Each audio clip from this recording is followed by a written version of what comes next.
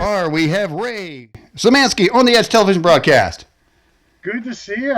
Good to see you again, Ray. Man, there's been a lot of things going on in the world, and you just are a prolific writer. And so, if there's something going on, you got to write about it. If it interests me, if it makes me happy.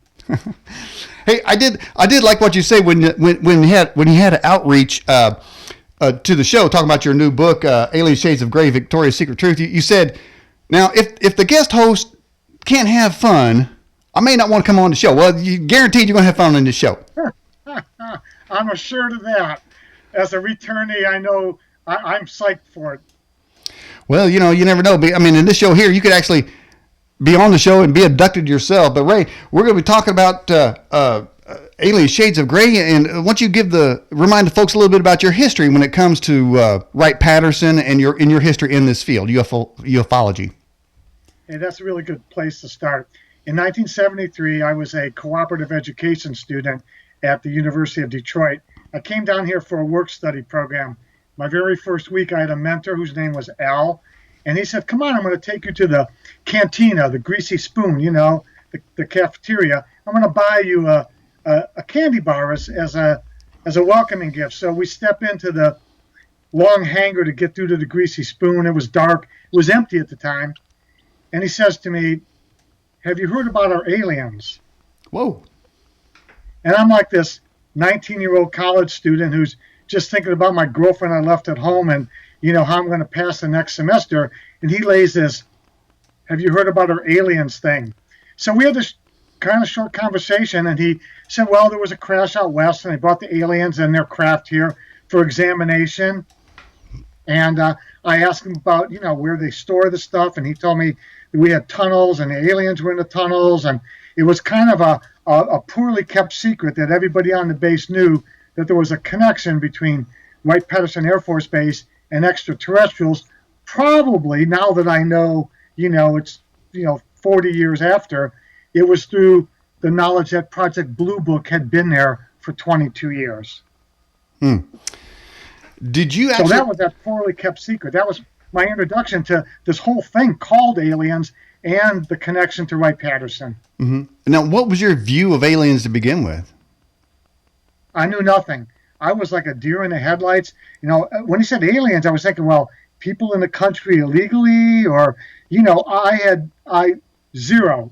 Totally a rube, from the backwoods on this topic. And then I would go around that first 3-month work program, and I'd ask, like, Doug in accounting. I say, "Hey, Doug, Al told me about aliens in the tunnels." And he'd go, "Oh, yeah." And then eventually I got around to learning that, there was that long connection to having the Foreign Technology Division there and FTD hosting Project Blue Book and the previous projects, Sign and Grudge, for over 22 years. And that's how it became common knowledge that there was something going on there with respect to aliens out at the base. Did you ever see Project Blue Book, the actual book?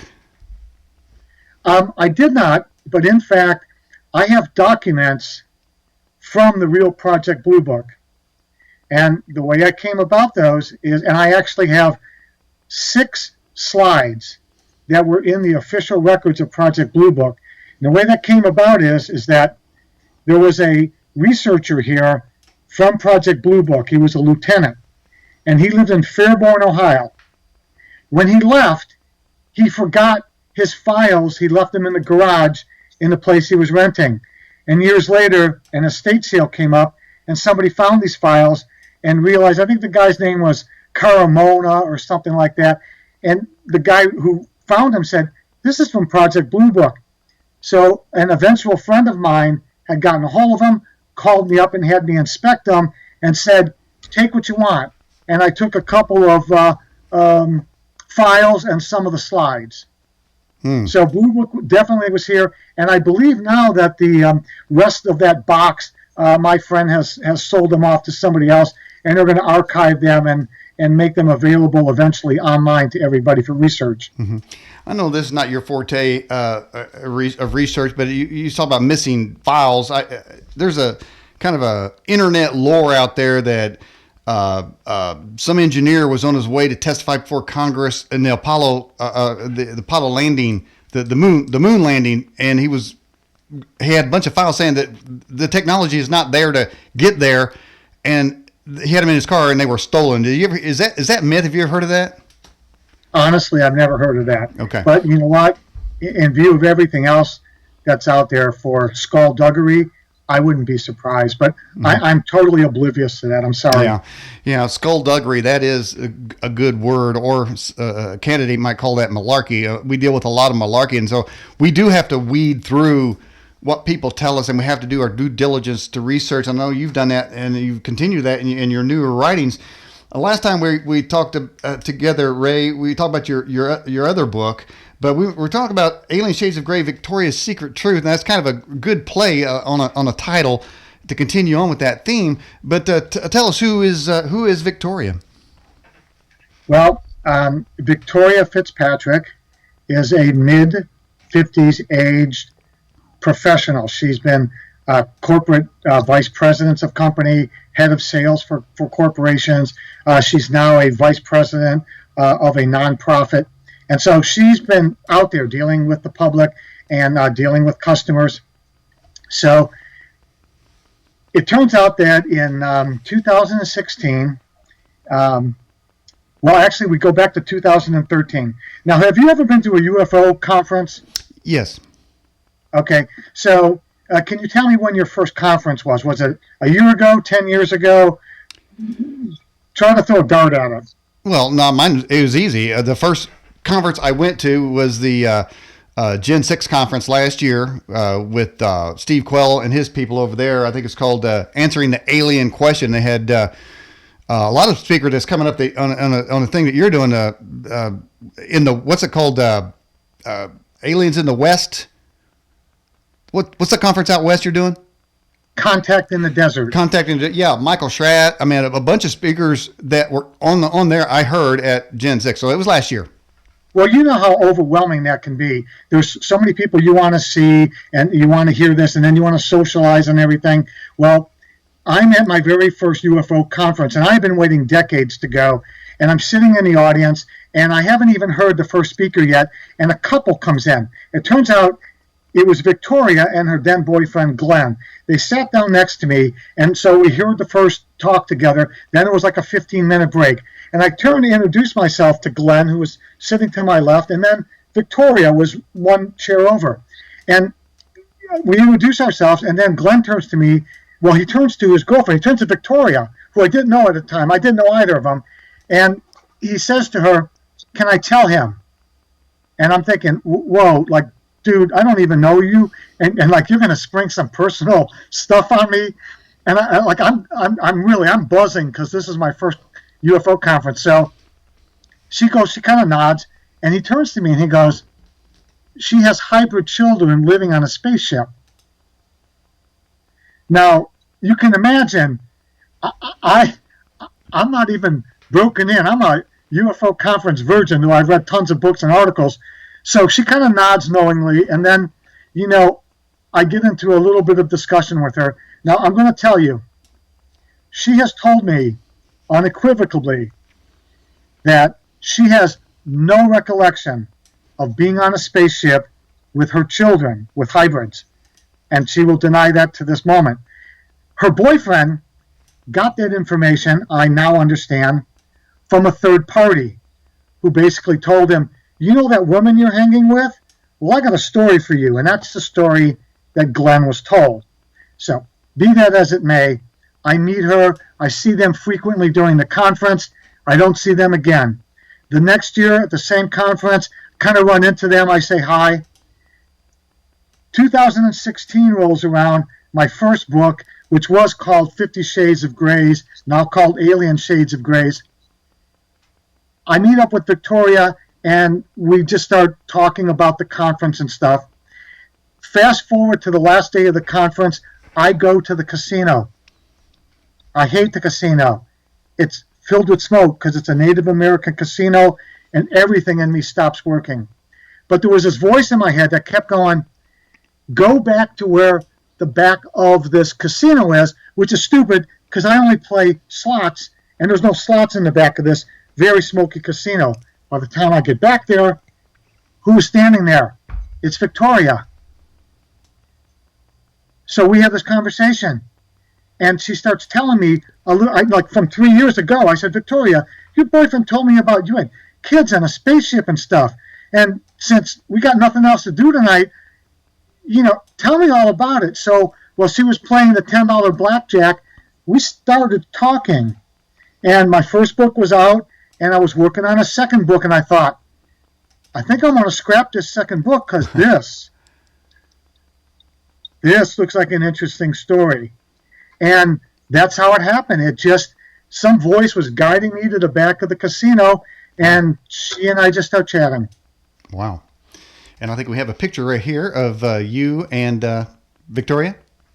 Yeah, I did 2 site visits out in Colorado, near where she lives, and we were viewing this site because this was the area where she had a what she calls an ET contact, smelling the sulfur, and that's a very common side effect of somebody who's close to a UFO. And I don't know if it's something burning off the hull of the UFO, or it's the stink that comes out when they open up the hatch to let the little guys out. Well, hold on now.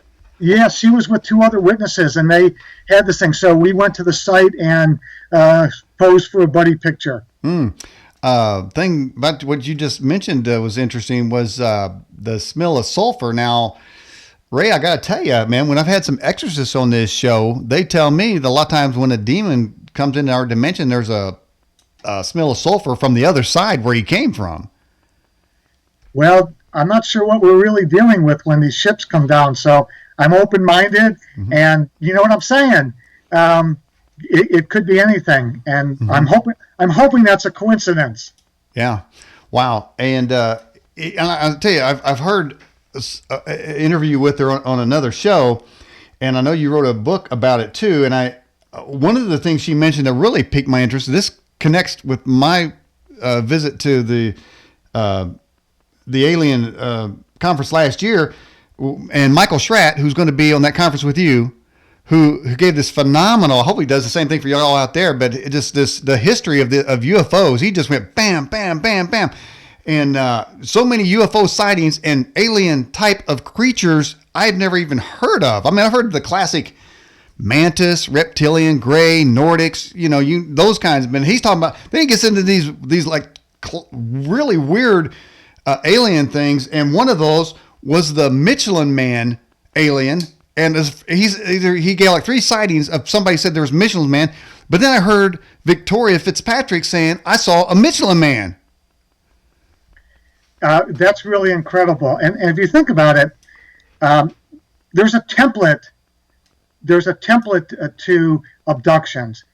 People generally just remember the first and the last part. They don't remember much about the middle. Hundreds, if not thousands, of abductees have you can the flesh of your little pinky into these. They're so deep. Many have surgical scars. Some come away with implants. But the core story is very similar. So Victoria's core story is very similar, but where it takes a little bit of a left turn is this parade that she saw outside of her window. And she was about, I think, nearly 5, and she was looking out her window, and she saw this parade. And I believe the order was she first saw the Michelin Man, then she saw the spaceship, then she saw this robot that looks like Robbie the Robot. Well, she had a regression on this, a hypnotic regression with Dr. Leo Sprinkle. And in this regression, he took her from that moment and he took her backwards. And he said, well, let's go and look at the events that happen around this unusual parade that you think you saw through the front window of your home. And it turns out it was an abduction experience. And they were doing, the usual medical procedure on her. So, yeah, it's odd for somebody to report a Michelin Man, but it's still consistent with at least a handful of other reports of this thing. And in regression, it turns out that This was just part of an overall abduction medical procedure. So perhaps it was just a screen memory. Mm-hmm. Yeah, and that Michelin Man also kind of is similar to the creature in Ghostbusters, the big giant creature walking through there. But I'll tell you what, Ray, I'm gonna go out and buy Goodyear tires because I've got a feeling if I buy Michelin's, I could be putting a signal up there that I'm ready for abduction and who knows what kind of operation. You know what I'm saying? So I'm gonna go Goodyear. All right, just. Right. Hey, you're scaring me. I have Michelin's on my car. I better go change them. Well, remember, man, in Ghostbusters, the whole theory was those buildings were built with a internal structure to call all the demons to there. So, man, those could be, those Michelin tires could be a calling card. So watch out for that. Okay, so she also talked about ant people running around. She talked to you about that? Yes. When she was a child, she remembers the ant people being on her ceiling and around the perimeter, and their hands were moving. Move my hands up to visible in a very strange way. Like actually, it was like this, like they were pulling string. Now, 2 points I'll make about that. She remembers these ant people as a child, but when she's bigger, under regression, she talks that the ant people are back, but they're larger. They're now human size.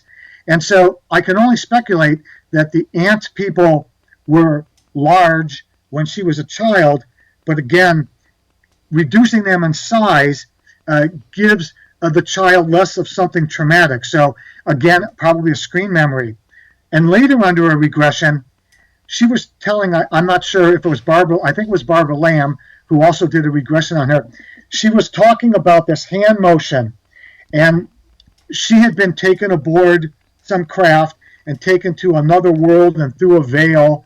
And when she was next to the veil and she was on the, quote, good side, she was reaching across and she was helping people cross over through that veil onto the good side, the happy side.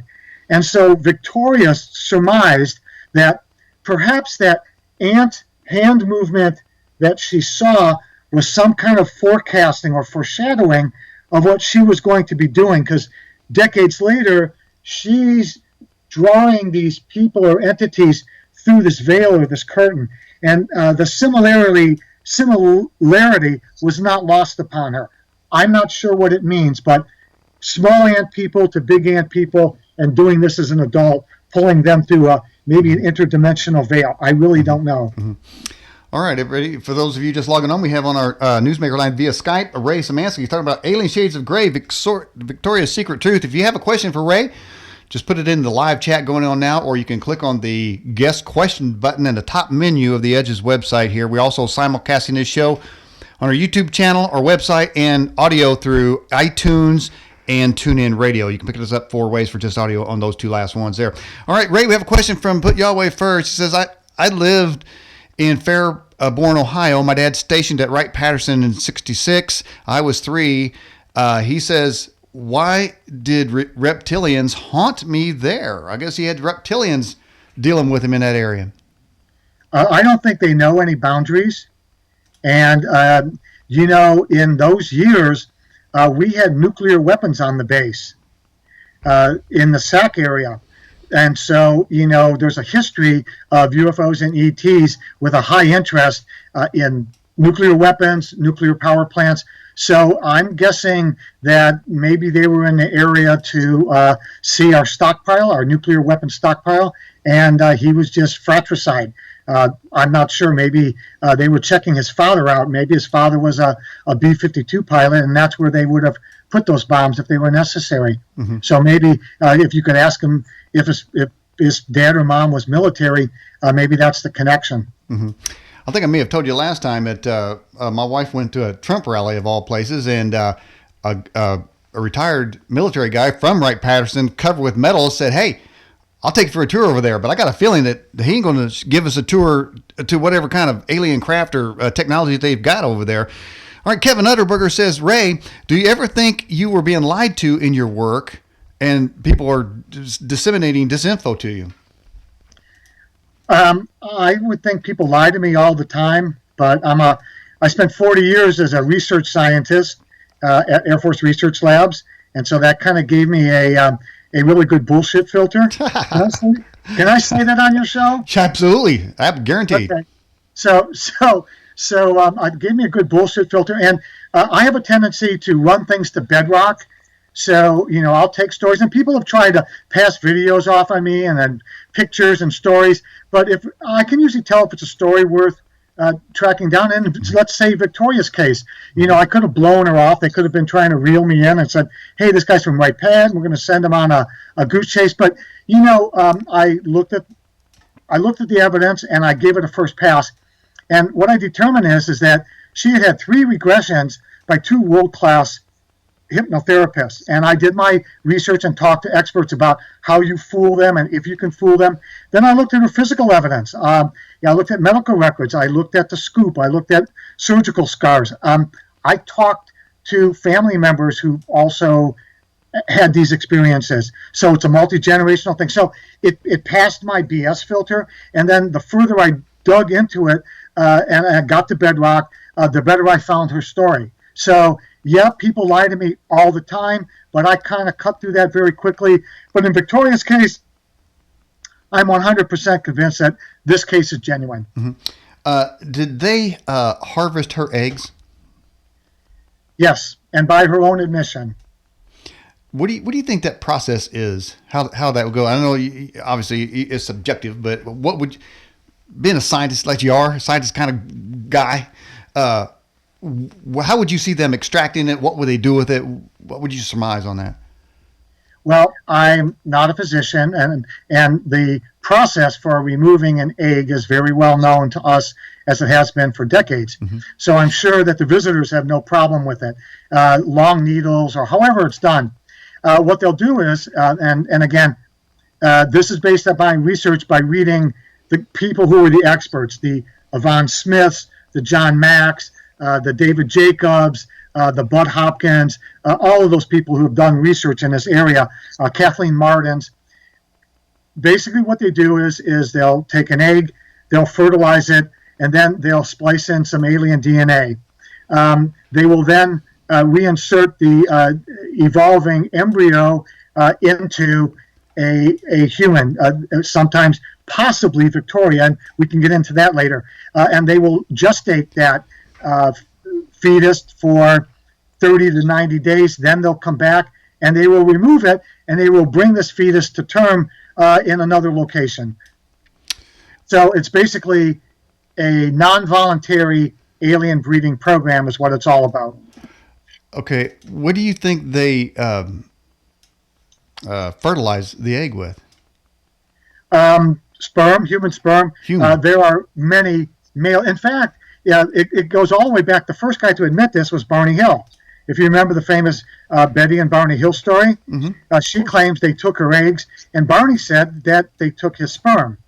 And those stories have continued through the decades of men, having this done to them. The annals are filled with those stories. So, in fact, there is a gentleman who claims he is the donor to Victoria's eggs, and he's gone on record as saying so. I'm not going to mention his name, but that's the process. Human sperm, human egg put together, splicing some DNA from an alien, and then hope for the best. Wow. And what kind of creature are they trying to create, you think? Well, I think their objective is to create something that's human enough to pass off as a human being. And if it fails that, then they keep them in their colony, maybe on a spaceship. A very interesting book is David Jacobs, who's professor emeritus at Temple University, who studied this his entire life. The last book he wrote was Walking Among Us. And it's a complete history of all the case files of individuals claiming that once this hybrid has reached a certain state of maturity, they're brought back to one or more of the biological parents, and those biological parents are indeed forced to help integrate that hybrid into the society as we know it. So it's an amazing book. It's called Walking Among Us by Dr. David Jacobs. Mm-hmm. So that's one of the theories out there. Yeah, of course, we had the good doctor, one of our first guests on this program years ago. This show's been going since 2004, Ray. If you didn't know, this show here is about the 965th, I think. But in Victoria's Secret, are there illustrations or photographs in that book? We have 60 previously unpublished photographs. They include some of the physical evidence, definitely a close-up of her scoop mark, the scars. She has had finger marks related to some abductions, like 3 massive bruises, finger marks on each side, both on her arms and on her thighs, as if somebody has lifted her. Those photographs are in there. Photographs of a surgical scar, which is so perfect, but she has no accounting for how that happens, except possibly an implant. And then there are massive excerpts from the regressions that we did with Yvonne Smith, Barbara Lamb, and 2 from Dr. Leo Sprinkle. And in fact, I have video outtakes, still photos from the video photo, from the video tape of the regression she did with Dr. Sprinkle. So lots of great photographs in there, proving the case, I hope. Mm-hmm. Well, now, as far as the claw marks go or the hand marks go, there are cases. Now, this goes, again, I'm not saying these are demons, but sometimes demon possession can create, they seem to have like scratches or claws or things like that going on with them too. So how could you differentiate between the demon activity and alien activity? That's a great question. She has some conscious memories, but most of these are from the subconscious and regression. She describes being in the presence of the grays, which are the typical ones, iridescent insectoids, and mantis. Oh. So those are the 3 she's generally described. And so none of that is really demonic. In her regression, she's never mentioned that in her conscious or subconscious. She's never brought that out. So, if these things are demonic, then okay. But they seem to be more off-planet, and they're very typical. These are things that have been reported for decades. Mm-hmm. So it really, and she's never had scratches like that. Yeah. To lend credibility to this story, I can say we had a guest not too long ago named Sierra Nabila. I don't know if you ever heard of her, but she claims the exact same thing, that she was abducted and eggs harvested. And in fact, I think her story goes on to say she was a lesbian, and her lesbian associate got into it because she was pregnant. And of course, that means she was with a man, but she wasn't with a man. She says that it was them impregnating, and so it ruined her relationship there. But there are a lot of cases like that, and they all have some similarities about being subjected to sort of sexual reproduction situations there. But let me ask you something. Obviously, we're talking about super advanced technology, maybe light years ahead of Earth, of humans. Wouldn't they already have perfected whatever they're looking for? Wouldn't they already have perfected their technology to develop either human hybrid replacements to replace us all, which some claim is happening now? Why do they keep needing to do these types of experiments? One theory is that they have not been able to reproduce whatever has happened. And there's a big joke there, but I'm not going to go there unless we get desperate. But I'll go there. They've lost the capability to breed. So in order to they can't get it up. Is that what you're saying, Ray? Well, too many lesbians, too many homosexuals, and the straight people who are keeping our population alive. They all disappeared. So anyway, there we go. Now getting back on the straight. All right. They've somehow lost the capability to reproduce. Let's just say, a radiological possibility. And so in order to keep the genetics alive, they can splice it into ours, and we're just this, we're this vault, this safe that keeps it. Another theory is that it's for our advancement, that they've been doing this for hundreds, if not thousands of years.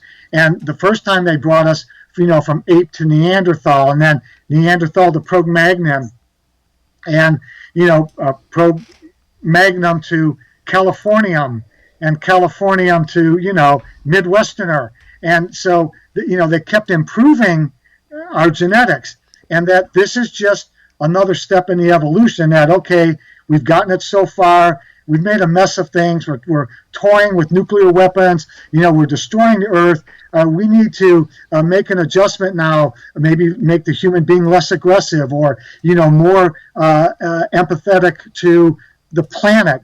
So whatever it is, that's another one of the accepted theories. They're really not here to help us per se, but maybe to help the universe and the planet by making this a better place. Well, I certainly hope that the humans don't blow up the planet. I mean, man, if we got to have some extraterrestrial interference in that realm, but look, I mean, Obama sent $150 billion for Iran to develop nukes. I mean, we're trying to keep them down, but somebody's going to get one. In fact, Ray, they are saying that these unknown drones that have been flying over Colorado are really looking for suitcase nukes. Because they must have some intel that they exist. So is it possible that before the next nuke goes off, that the aliens would intercept it and stop it? Well, I would hope so. There's a couple of famous stories like, they in Malmstrom, they just came and willy-nilly hovered over a missile base, and the missiles, there were 10 missiles miles apart, and the central control system was there. They hovered over it, and they took all the nukes offline. Then there was the famous case, I think it was the 60s, they had a rocket go off, and it was a nuclear dummy, but it was just a test of the rocket. And the guys who were filming it, this launch was out of Vandenberg, they were filming it out of Big Sur. And they were filming this. The UFO was filmed flying around the nose cone a couple of times, hitting it with a beam, and it took the rocket offline and dumped it into the ocean. And so, and then they did the thing with the Russians. They did a dirty on the Russians. They started the countdown on the Russian nuclear missiles. And the guys in the control center almost died. They almost all literally had heart attacks. And then whoever was messing with them stopped the countdown. So, they can do whatever they want. And I would just hope to God that if somebody's going to push the button on one of these things, these guys are hovering and they're going to take care of it. But I don't think that's the case. Well, it sounds like they're really more interested in this hybridization program. And I don't know how else you can say it, a program of some sort. Some people suggest that there's slowly but surely replacing humans. Now, in lieu of Dr. Jacobs, in your personal opinion, are there people walking around who are in fact alien human hybrids? I will tell you, I have my suspicions, and I'm not really the expert on this, but if what I read, and I don't believe a lot of what I read, but talking to the experts, and I have had a chance to briefly talk to Dr. Jacobs on a couple of occasions, and I'm fairly convinced that I think it's a great possibility that what he says is true. Yep. Well, yeah. And have you ever gone to a state fair and looked around? Yeah. Or have you been to Walmart and looked around? I mean, yeah. Come on, man. I've seen a lot of Walmart videos. I am convinced some of them people, you can't be human and walk around like that, Ray. I'm just saying. So there you go. There, I rest my case on that one.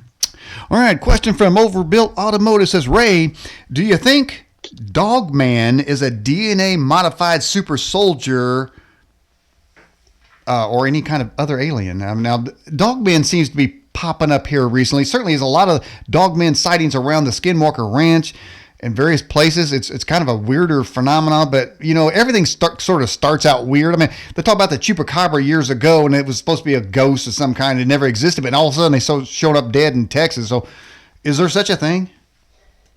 Never heard of Dogman, but if I could put it in terms of things that are popular, like Bigfoot. Let me take you back to the story. World War II ends, and they're cleaning out all these islands. But the Japanese had hid rations on these islands that would last a platoon for decades and decades, and all the weaponry and everything.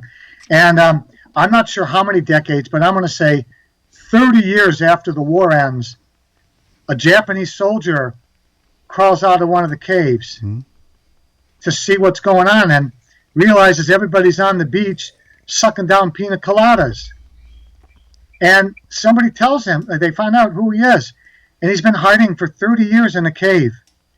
And they find out he's a soldier.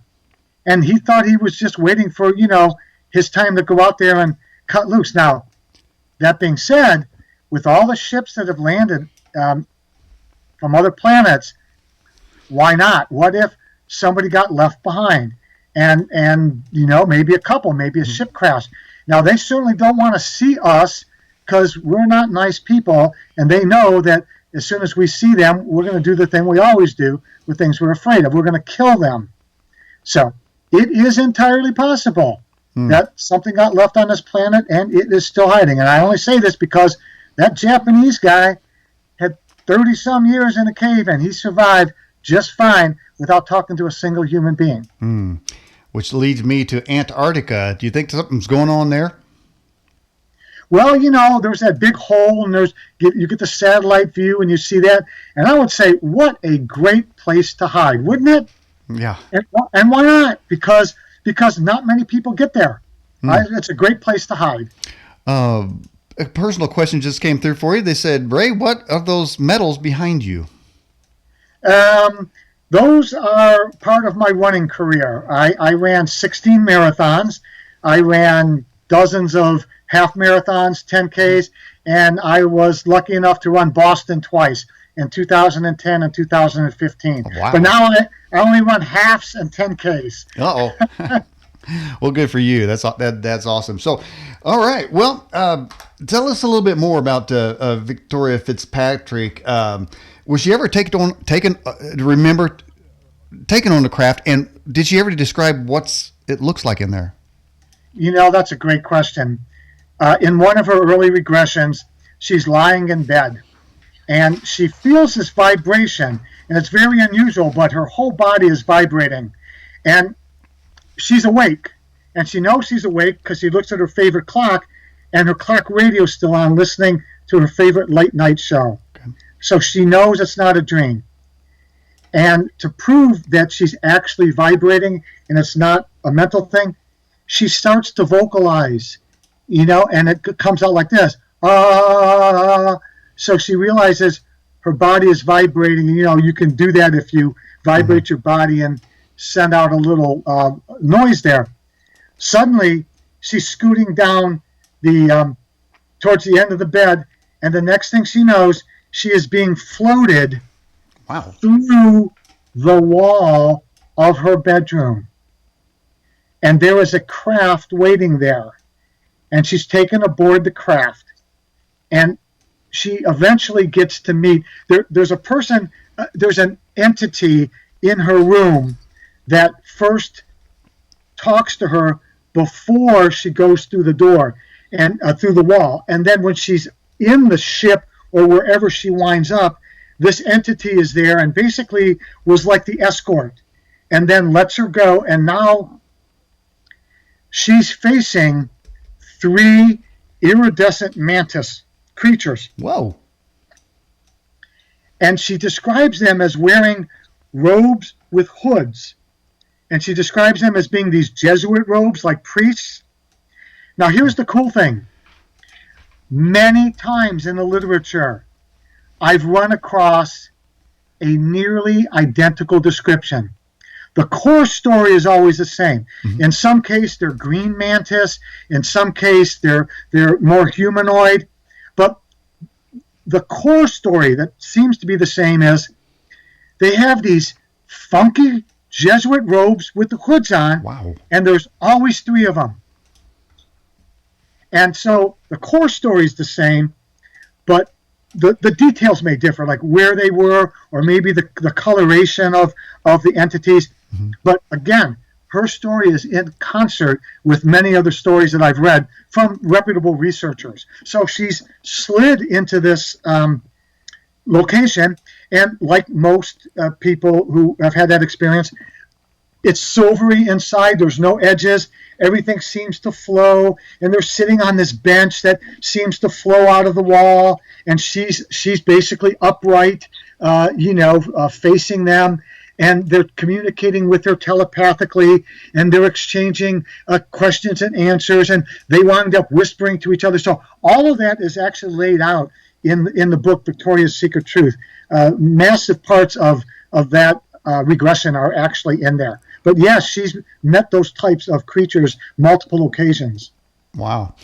Do you think that D-wave quantum computers have the ability to compute a way to do that sort of teleportation through material objects and reassemble them on the other side?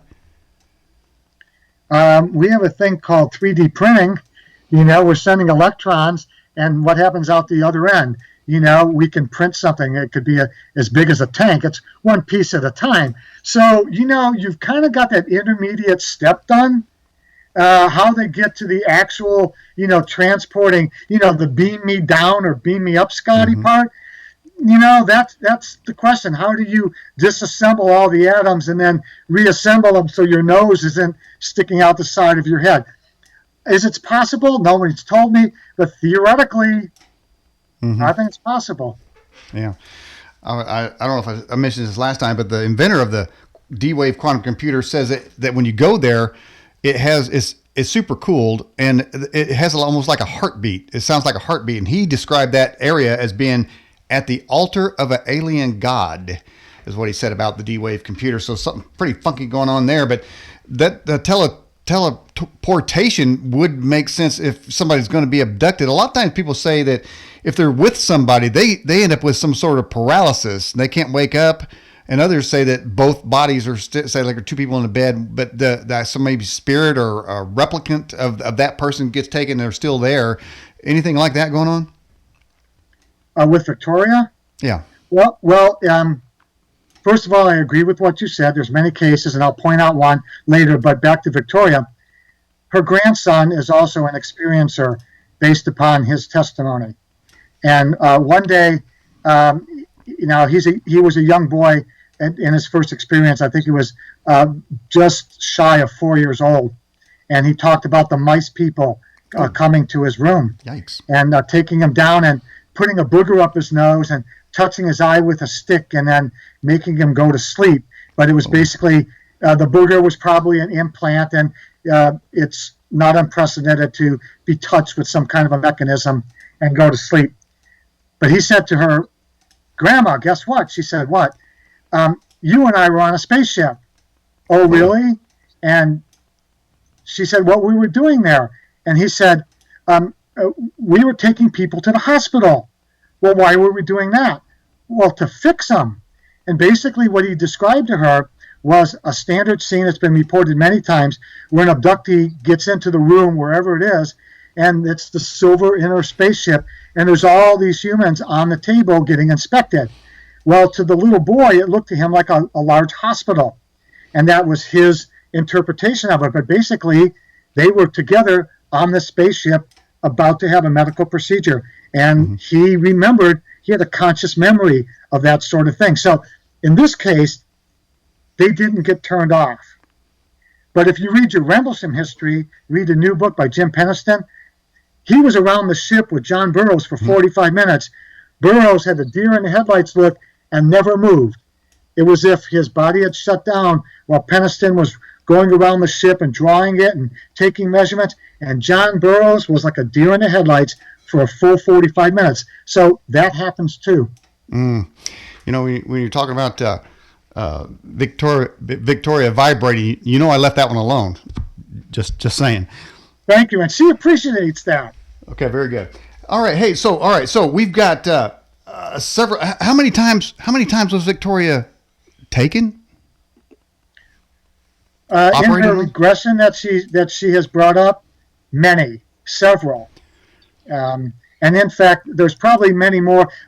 She has very little conscious memories of abduction, but when an interesting event happens, she will look into it deeply through a regression and give a few hints of what she thinks might have happened to the regressionist, and we'll go from there. In fact, Daniel, while we were doing this study, she had only had 3 regressions done, 3, and she told me about this time she was a college student, basically in love with a little bit older man who lived outside of her town, and she was going to meet him. And she told me that twice in a couple-week period she was supposed to meet her boyfriend and never got there. And when she got home, she couldn't remember how she didn't get there. And they talked about it, but they just figured she must have got lost and went home. Well, I developed this radar, this abduction ET radar, and I told her, I said, honey, something happened to you, and we're going to get you a regression on it. So we had Yvonne Smith do a regression on her. I think it was in 2018. And sure enough, when Yvonne regressed her on both of those occasions, on her way to see her lover boy, her car was stopped by the UFO. She was beamed up, and she was processed. Wow. So the answer to the question is, it's been many times, and I'm sure that if we had another 10 regressions, we would find another 8 opportunities where she might have been taken. Wow. Beamed up. She was literally beamed up to the ship. And that's in the regression. That's in the Yvonne Smith regression. Mm-hmm. And all of that, of course, again, is in Victoria's Secret Truth. Australian Ben says, Ray, do these abductions correlate with the Archons? Well, I think the Archons are a group of aliens, and I don't know how it would correlate with them. I've never met an Archon. I don't know if the Greys or the iridescent insectoids or the Mantis that she's met, the guys in the robes, are Archons. I simply don't know. I'm just not smart enough to answer that. Have you, through your books and your research and talking to people that you do, have you ever got a sense of the hierarchy of the alien species? Who's at the top? Who's at the bottom? Who's the worker drone bees and who's the controllers? You get any sense of that? Yeah, I get the sense that the mantis are on top. The insectoids, which can be mantis-like, but they're usually not green. They're more of an iridescent or, some non-definitive color. They've been described by many people.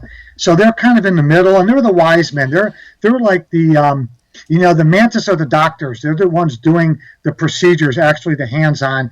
The insectoids are kind of the wise men. They're the ones that are passing along information to you, the future, what they would like you to do, maybe some knowledge you can take back and spread, maybe a little bit of information about what has been done to you as an abductee. And then the Greys, they just seem to be the robots, fetch me the water, put the person on the table, and they stand by waiting for instructions. So that's kind of the hierarchy as I see it. But I've been told there's 25 different species, and so I'm really only aware of the 3 that I've worked with in the research. Mm-hmm. Does reptilians come up in this crowd? I actually saw a person sitting at a table across from me at a UFO conference that was introduced by Barbara Lamb at her talk and with a viewfoil, and she said, "This is one of my clients.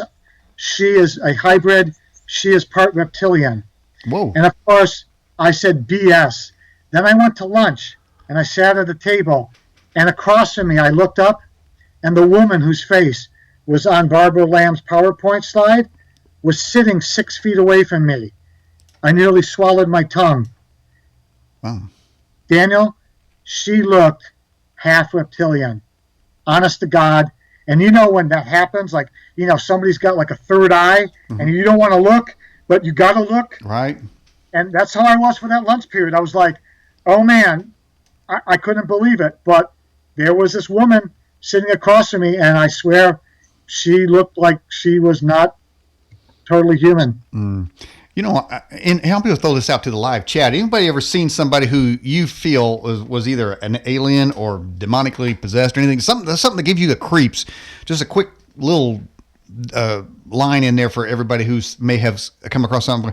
But right now, in my experience, I have seen people that say I have black eyes, and you hear the lore of the black-eyed children. So, I kind of extrapolate that out to a black-eyed adult. I don't know if the black-eyed children ever grow up, but I mean, I've had some eerie feelings of the person may not be human, and I think somewhere way back in our psyche, we may have the ability to know as a species to know. Like my cowboy senses tell me you're human, 100%.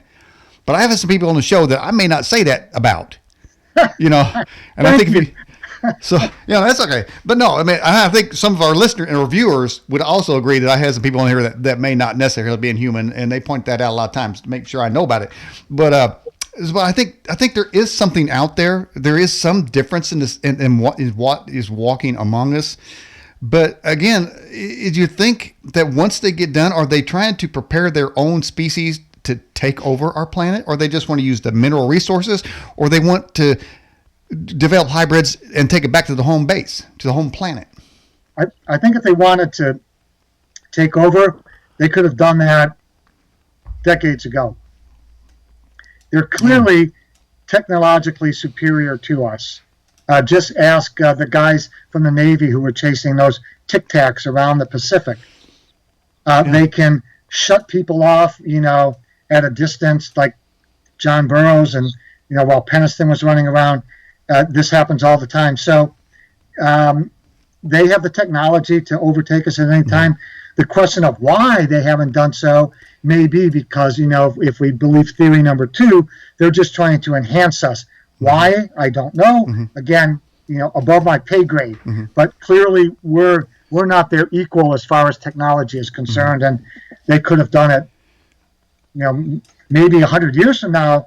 They want to take us over and make us slaves. I don't know, but they could have done it 100,000 times over. I thought I heard Victoria Fitzpatrick talk about the aliens wanting to know something about her psyche, and I can't remember it verbatim, but it gave me the remembrance of a movie called The Forgotten, and that, if you know what that movie is about, it was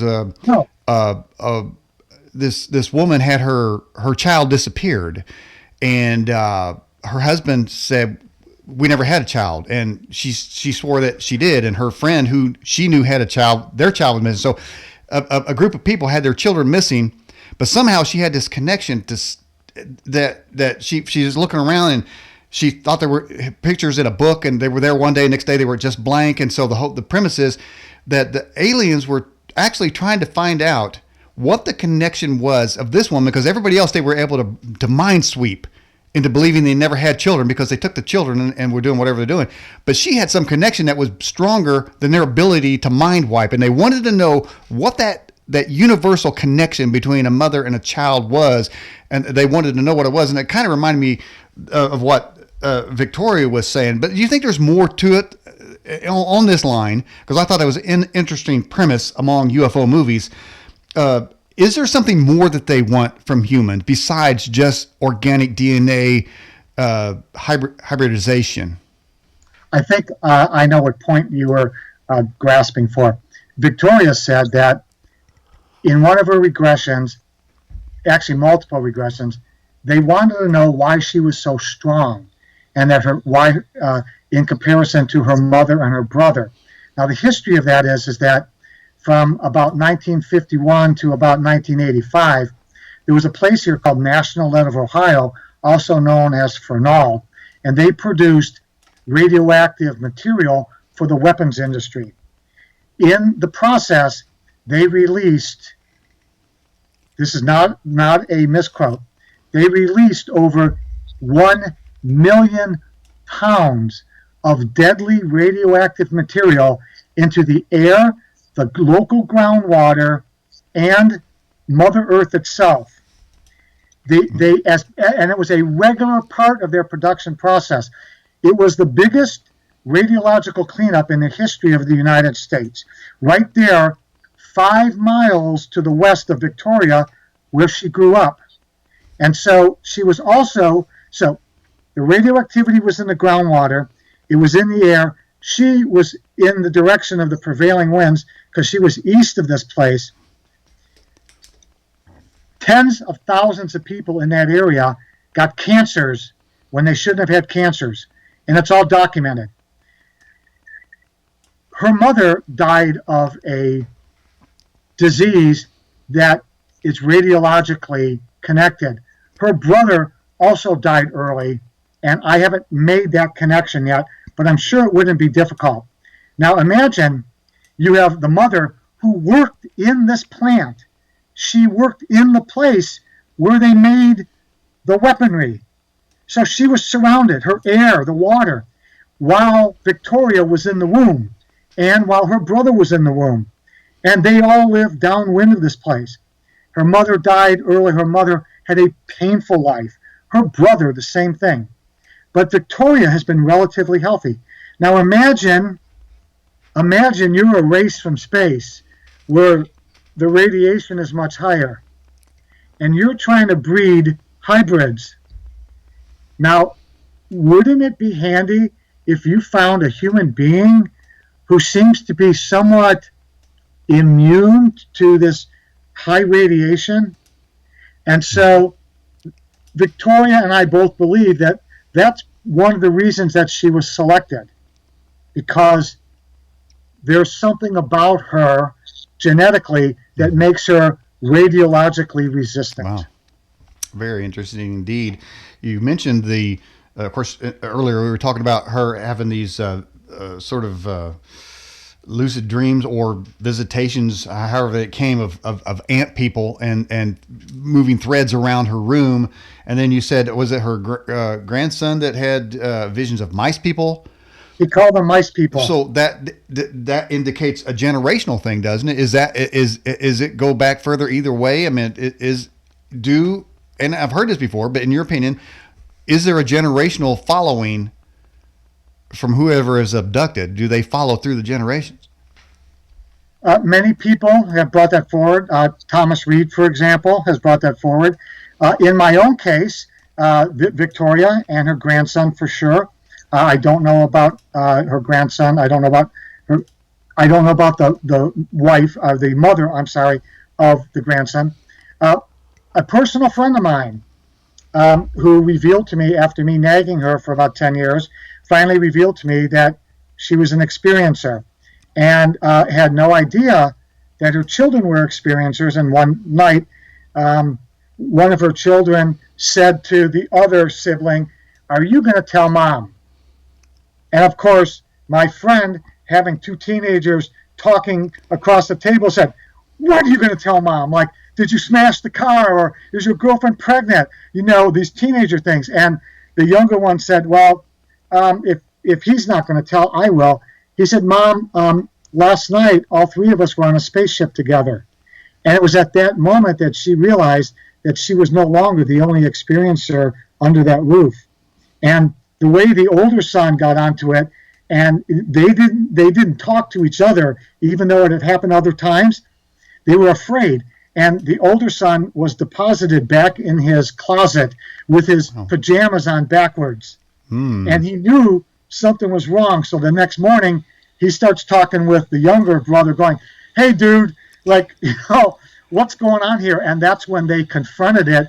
And they said, "Oh, yeah, I saw you on a ship last night and Mom was there." Wow. And they just couldn't hold back. So, here's another case of multi-generational. It's very widespread from what I read. And that, yeah. Have you yourself seen a UFO? Yes. Describe that one to us. I had a traffic accident in November of 2010, and I had a herniated disc in my neck, and I can tell you, you don't want one. I had abdominal strains. I had some back compression. And what happened is I went through a green light, and a guy who went through the red light hit the side of my car with a huge Cadillac. Then a truck hit me from the back, and I spun, and I oscillated, and I whipped around for, 30 seconds. So I was pretty hurt. A little over a year later, I was coming back from a physical therapy appointment. It's the middle of the day, maybe 1 o'clock. And I'm about a quarter mile north of where I live, and I'm on a 4-lane road, 2 southbound, 2 northbound, and I have a moonroof in the car. And I saw a shadow. And now we're used to big planes coming over here because I live in the shadow of Wright Path. The funny thing is, I didn't hear any noise. So, I thought, well, it's a big bird, and like we got geese everywhere. Oh, sure. He's got to be right over my roof. Well, I looked down through the windshield, and what I'm looking at is not a goose. It's a craft that I eventually, because of I got the image in my mind and the building it flew over, I could estimate the size. So it was around 90 feet, but it was only 75 feet off the ground and only 200 feet in front of me. And it was like the first week of December in 11. And we had these low clouds that day. And I got about an 8-second glimpse of it, and it went into the clouds. And I was going in that direction. And when the light changed, I was looking up, and I never saw it again. So that is my close visual encounter. Wow. Well, with a close visual encounter, you don't necessarily start out with an interview for a book. Like, I'm liable to be told an untruth. You kind of start off with, I know they exist. Does this person have additional truth that kind of goes with what I saw? I mean, you're sort of building up, aren't you, as far as your knowledge base and your view of the reality of the existence of UFOs? Well, the strange thing is, remember we talked about screen memories, Mm-hmm. and we talked about their ability to put a screen memory in you or to freeze somebody in place. The strange thing is I went home with the clear intent, and I was not more than 5 minutes from home at that point. I went home with the clear intent of drawing that whatever I saw and writing down everything, the date, the time, the meteorological conditions, the shape, anything I could remember. I got home and I drew that, just the back end. That's all I could draw. I couldn't remember another thing about that incident. Nothing. And every time I went down to my desk where I'm sitting at now, I would look at that drawing. I'd pull it out of the folder. I couldn't remember a damn thing. 6 months later, I get an email. Now, I retired in September of 2011. So almost 3 months after my retirement, I saw the UFO. Wow. 6 months to the day after seeing that, I get an email about a contractor I work with in his company, and they were looking for the former program manager on the last program I had worked on. Hadn't heard from him because he retired a couple weeks after my sighting. He retired December of 2011, but something in June of 2012, 6 months later, broke that screen memory. And suddenly, it was as if it was the moment I had seen it. After I was done with that email, I pulled that thing out and I wrote everything down. But for 6 months, I couldn't remember one syllable of what had happened to me, and I still don't have an explanation for how that happened. Wow. When you were at Wright Pat, did you see any technology there that you said to yourself, there's no way we invented this here? If you're asking me if I saw anything alien, you got to understand, by the time I got there, which was 1973, they would have had over 2 decades to hide everything. So they're certainly not going to let a new guy like me get in on that. Yeah, I was just thinking, was there some sort of technology that you saw, not necessarily crafts or anything like that? I mean, somebody could say, look at the cell phones, look at the technologies. There's probably more technology in a cell phone than it took to land on the moon that we never went to. But, I'm just saying, maybe perhaps you saw something. Lots of things that were launched in the future. I understand, I work for Air Force Research Labs. Some of us worked on things that were current problems, like, the next 5 years, and then some of us worked on 10 years and 20 and 30. The global positioning system, that a lot of that technology was perfected on the other side of the wall that I sat next to. We had a gypsy lab there, and all the kinks of that stuff were being worked out there. And that stuff, we were probably 20 years out at that point, maybe 15.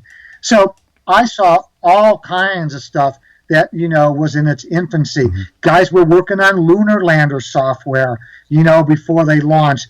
It goes on and on. I mean, get the thing of Wright Pat. In fact, I got a book here that would, if you dropped it on your foot, you're going to the hospital. This book right here is this thick. Mm-hmm. And in there is a history of Wright-Patterson Air Force Base and the stuff they worked on. You'll see some of the things that were there and how far advanced, stealth stuff was worked on there. So the answer is yes, but you don't know how far out in advance that stuff is. And then again, there was nothing that struck me like, man, that's an alien ship. It's just, that stuff is just not laid out there for everybody to see. Yeah. As you can see, I got it back. I think you can see the new Space Force logo, which looks remarkably like Star Trek, which I applaud. I mean, really, it's a throw out to our technology and our vision of the future. But some say that this Space Force is because somebody knows something that isn't necessarily just say for our enemies, say Russia or China, that maybe there's another enemy out there, and they're kind of prepping it a little bit for that. Do you think there's any truth to that? You know where I'm heading? Yeah, I think the important question is are they already out there, and now this is a public admission that we're out there with a Space Force? This kind of legitimizes it. And if I had to make a guess, and again, I want to make this straight to your entire audience. I loved my employers, the United States Air Force. I worked there nearly 40 years. If I didn't love what I did every day, and I got treated so well, and we worked on things that we thought were going to make a difference, I have no axe to grind with the U.S. government, the U.S. Air Force. I love these guys to death. My brother spent 22 years in the service. So that being said, because there are guys that just get out there and they grind on the government, it makes me nauseous. My guess is that we probably had a Space Force for 10 or 20 years, riding around up there, that's just my guess. They might be 5 guys in a tin can, but I'm guessing there was some groundwork being laid for a long time before we launched this thing. And I'm just thinking, my personal feeling is that this is kind of an admission that, we've got those guys up there and we're peace loving and, we're just trying to keep everybody safe. So that's my 2 cents. Well, give me a couple more cents on this question here. And I know other people are thinking this too. You hear about Roswell, Area 51 and, Wright Pad and Groom Lake and centers of American military technology, space technology, whatever we have. We're all kind of hoping that, whether or not we have reversed alien technology for super weapons, or whether we are humanly coming up with super weapons and defensive systems, do you think they have technology, say that if we were attacked, that they would have, say, like a super laser to shoot them out of the sky that we haven't told our enemies about, the world about, that they have super secret advanced defensive technology to, say, protect the United States? Or was it wishful thinking and we just got smart bombs and laser sighted guided missiles and who knows what? Well, that answer actually leaked many years ago, and it turns out that if you play Slim Pickens over a loudspeaker, the extraterrestrials' brains explode inside those helmets. Well, remember the movie Mars Attacks? Yeah, and I know Slim Pickens is on this missile, but I put my somebody made this logo for me. I don't know if you can see it. It's a cowboy on that missile. That was Slim Pickens, wasn't it? It was Slim Pickens. But now I'm on there. But the truthful answer is I would certainly hope that despite the fact that they've been obfuscating the truth for a long time, that there are people working on solutions. Whether it's, how to fry the ship, how to bring them down. Right now, it looks like we don't have that technology. Right. So I would hope that they're not dumb enough to just go, it's of no defense significance, and so we don't really need to take care of this. I'm hoping somebody is doing something. Do I know if they are? Absolutely not. I got zero knowledge. But dear God, I hope they are. Yeah.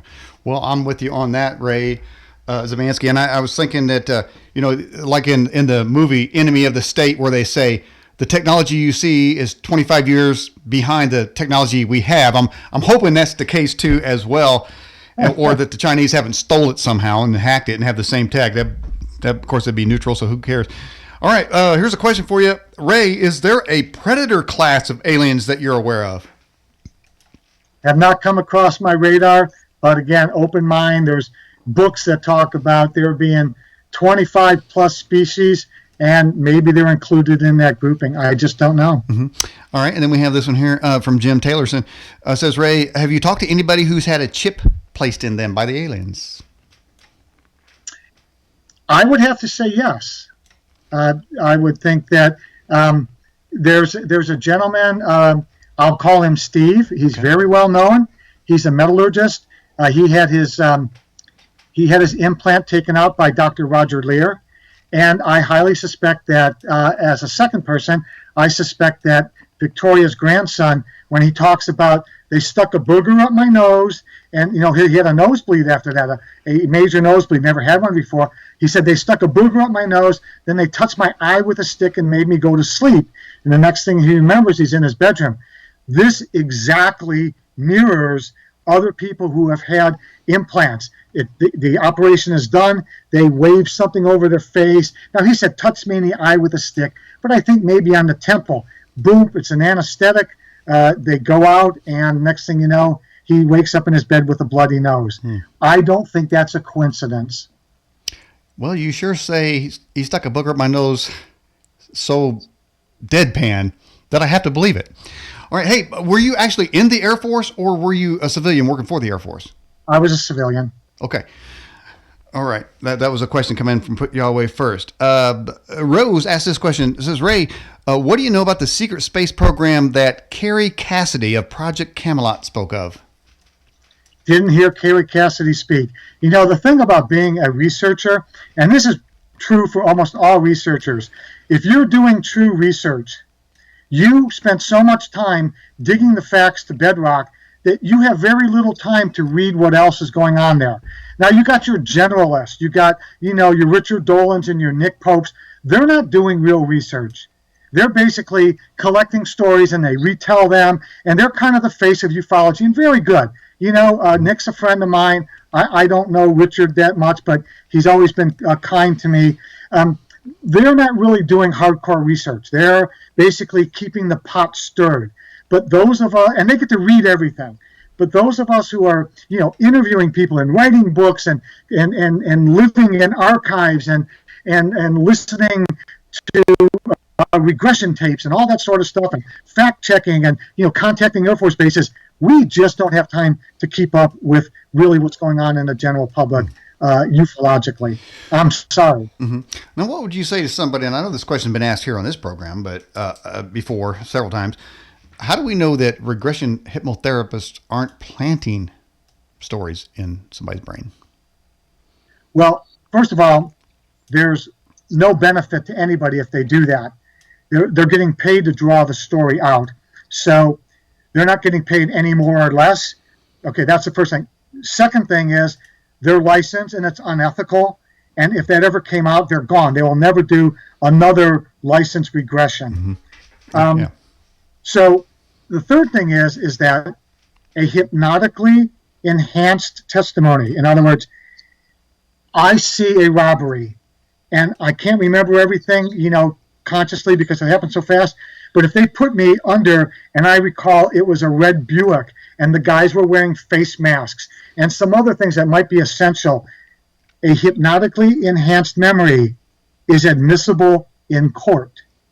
Wow. So, wow, you gotta consider that. Mm-hmm. Plus, the fourth thing and final thing is talking to regressionists. It is nearly impossible for somebody to fool 3 world-class hypnotherapists. Mm-hmm. It just can't happen. Yeah, that very good explanation there. Victoria Fitzpatrick, is she in sort of a, I don't want to say self-help group, but has she talked to does she group with other women who have been abducted and had embryos implanted or eggs taken? Not to my knowledge. She is good friends with just a couple ladies that have had that done. And I know that at these conferences, she'll attend what are called an experiencer session, where people will come in and tell their stories. I've actually sat with her on a couple of these, and in my presence, she did not repeat her stories. But when you sit in there, and I'm not an experiencer to the best of my knowledge, I think the people, they feel better about themselves, like I'm not alone, and there is a therapist here that I can hire if I want to find out more. I can commiserate with maybe one of these people. So you might find somebody that you hear has a very similar experience, and you might share those things. Now that obviously can cause some cross-contamination, but she's, to the best of my knowledge, not really big on that. And she's got a whole library of UFO books. Not one of them's ever been read, not a single page. She collects them, sometimes gets autographs in them, but she doesn't read them. All right. This is a question from Australian Ben. It says, Ray, does Trump need the Space Force to use as a cover to releasing breakthrough technologies and disease eradication medicines? No, I just don't see that the vehicle. I see... always I get suspicious. I'm obviously, conspiracy minded, but fairly so. Okay. And conspiracy to me, doesn't mean somebody did something wrong. It just means there's a lot of effort going on to hide something or whatever, not in the performance of the act. But anyway, where was I going with this? Oh, I call it the wag the dog syndrome, right? A president's going to get impeached. What happens? We'll release a major story. Why? Because the news cycle. You want everyone to focus on this fantastic thing. Okay, you did something bad. You got caught in an affair. Release the F-117 knowledge, which was hidden for 20 years. Okay, what do we got? We got this impeachment. What happens? Release the Space Force knowledge. To me, I'm a little suspicious of the timing. Very suspicious. I see what you're saying. There's probably more to come. And I think you said that in the first hour, that what we have seen really in this country through the media and other is that a lot of information is manipulated, and it's tough to cut through, especially when I feel like there's collusion between organizations to make us believe a certain thing. And when it comes to UFOs and such, there's been such disinformation. I mean, forever they said it was swamp gas. How are we supposed to believe these people when they come out and say anything? Unfortunately, Dr. Hynek was a paid disinformation specialist for the Air Force, and that really set behind ufology forever. And then he had a change of heart, and all of his worshipers, they go, "Oh, he was the best guy." Well, he admitted, he said, "Look, I had to tell these myth truths because I had kids approaching college age, and I needed the money." Even after he'd had enough time in the saddle where he knew he was lying. Early on, it was just, okay, I really don't know. I don't have the time. I'm getting a paycheck. I'll say whatever I want to say, or they want me to say. Mm-hmm. And then later, when he got fired, guess what? He was a smart man. He goes, I've got all this information. If I tell everybody I'm a believer, now I'm the Pied Piper. And guess what happened? He Pied Pipered everybody for the next how many years? You think he didn't make a nickel on this thing? So when people tell me, he was the greatest ufologist ever, no, he wasn't. Professor James McDonald was the greatest ufologist ever, and it's unfortunate that Dr. Hynek screwed the pooch early on, and I personally have never forgiven him. Wow. Legions of fans have, I haven't. Screwed the pooch. That's an interesting one there. That reminds me of I think it was Governor Fife Symington back in the days of the Phoenix Lights, and he said, he came out with everybody was asking questions about it, so finally he had a news conference and brought out a 10-foot alien. Remember that story? And said, we got him. We got the UFO guy. And then later, when he wasn't governor, he said, I had to say that, and they made me do it. And in fact, I saw the lights. It's kind of a similar story to what you just said. Exactly. But, he was in a position where the state was going nuts. Hundreds of people saw this thing, totally unexplainable. he's not going to get any support from the federal government. In fact, they said we sent those guys out, and we saw nothing. And then they said there were no planes flying. Then it was 10 planes flying, and it was almost as bad as swamp gas. But he was left out to dry as the governor. So I think what he did was wise. He got the excitement down. He got his government back to doing, their business, and he had guys looking into it, in the background. So, yeah, he's guilty of this same thing. But the federal government left him out to dry. And, he did come clean. So I forgive him for that, and I laud James Fox for getting that story in his documentary. Mm-hmm.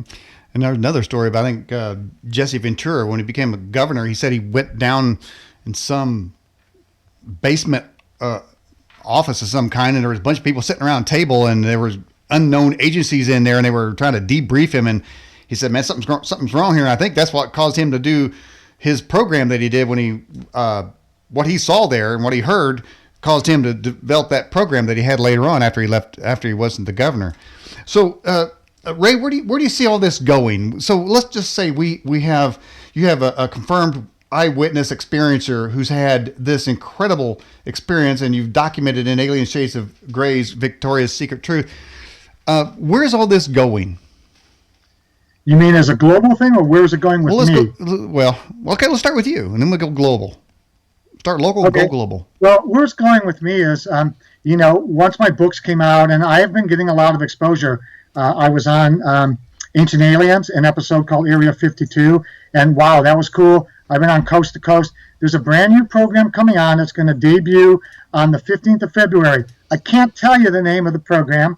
I can only tell you that my contract forbids me to do so, but I can tell you that it's one that's sponsored by Josh Gates, and your astute audience will figure it out. It's supposed to debut on the 15th. I think my episode is going to show up on the 22nd, and I was influential in getting the film crew here to film in a very special place here in Ohio.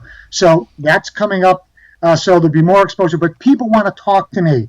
They want to tell me their stories. And some of it's fabulous. So I've been going around videotaping these individuals, and I think I might wrap it up with a couple of short books. And then, I'm fully retired as a scientist. I want to play some golf, suck down some pina coladas on a sunny beach somewhere. So, okay, so you're playing golf and you see a UFO, and you think, no, man, I'm not going to write. No, you just go on by. I'm busy. Dude, I'm done.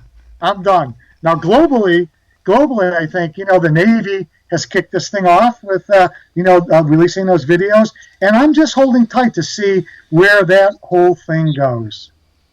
Didn't they say that they're releasing some more? Well, they said they were releasing 2, and then they put out a notice that says, yeah, we do have some more, but it's going to threaten national security, so we don't think it's a good idea at this point to release them. So they say they're sitting on more, but the 2 that they released, I think it was called the Tic Tac and the Gimbal, I'd say they're pretty impressive. Yeah. But again, I've never researched it. Very superficial opinion, looking at the videos. Well, hopefully, like we have a picture of the Tic Tac in the background. Hopefully, if you zoom in, you can't see Victoria in there. So, in a window there. Yikes, man! Now, has she told you, Victoria Fitzpatrick? Has she told you about other women herself? Has she relayed other stories to you? To sort of in casual conversation, there's been other women had the exact same thing. Because we mentioned earlier that there's a couple people she talks to, but has she talked to you about that? Right. Well, at least one of her friends is very, very famous. She's had books written about her. And I don't want to drop the name, but if you read the book, that very famous person gave me permission to use her name because she was with Victoria the moment that sulfur smell entered their realm while they were on that little mountaintop. And your folks can read all about it. But I don't want to use her name, but there are those stories. And again, people tell me all the time. I had a longtime friend, PhD, very well known, has a business. She testified in front of Congress on multiple occasions. That's how high esteem she is held in. And she recently revealed to me that I am the first person that she told that she has been visited since she was a child. But She read my book. her son has also been on Ancient Aliens, and her son saw me on Ancient Aliens. I know him, and called his mom and said, "Hey, Ray's on Ancient Aliens." So she got a copy of my book and she read it. We communicated, and she said, "I got to tell you something." So there are people who have told nobody. I think she's probably 70 years old, and she's held this a secret for 65 years. And there's a lot of that, and I'm getting permission to include those type of stories in my next book. Hey, man, since you were on Ancient Aliens, which I think I've seen every episode, how long does it take to get Tertulio's hair to stand straight up? I don't know, but he's a funny guy, and I've met him twice at conferences, and just short, 60 seconds. He's nicer in person than he is on television. He is just a super guy, and if you had to travel somewhere with somebody, he'd be in my top 3. I just love the guy to death, and Giorgio, he's top shelf in my book. I think he's great. If I ever see him, I think we had him on the show at least once. And if I ever see him, man, I'm going to say, hey, Giorgio, look over there, and I'm going to steal that little alien pin. I've been wanting that lapel pin he's got for a long time. I've wanted one of those, but the day that we shot my episode, it was in a rented house, we'll say, and I shot the morning portion, and Linda Moulton Howe, who she shot the afternoon, but we got to have lunch together because the crew needed lunch in between, and so there was a nice conversation for a half hour, maybe 40 minutes, and I breached the subject like, do I get my pen? And, the response was, you need to talk to Giorgio. But I've never gotten it, and I'm hoping maybe I'll get another chance to go on, and they'll cut me in. Yeah, man, they need to cut you in on that. And one day I want to see you, at least somebody I know. I want to see you with that pen. Well, Daniel, let me tell you one thing. My book was recently unpublished, the one Victoria's Secret Truth. There's a small issue in the contents of the book.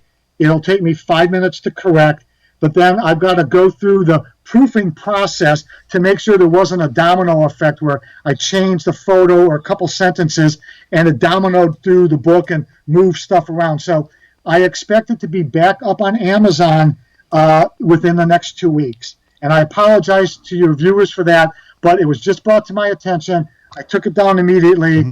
I've got to take care of something in one of the images. So that's where we are, unfortunately. Of course. All right, Ray Szymanski, I appreciate you coming on the Edge television broadcast. Can we have you on again sometime? Call me, man, anytime. And once Victoria gets over this issue that she has, she would love to come on your show. And I apologize for her thing, but it's a family emergency, and those take priority. Absolutely. All right, man. I appreciate you coming on the show. Thank you. All right. Bye-bye. Thank you so much. Bye. All right, everybody.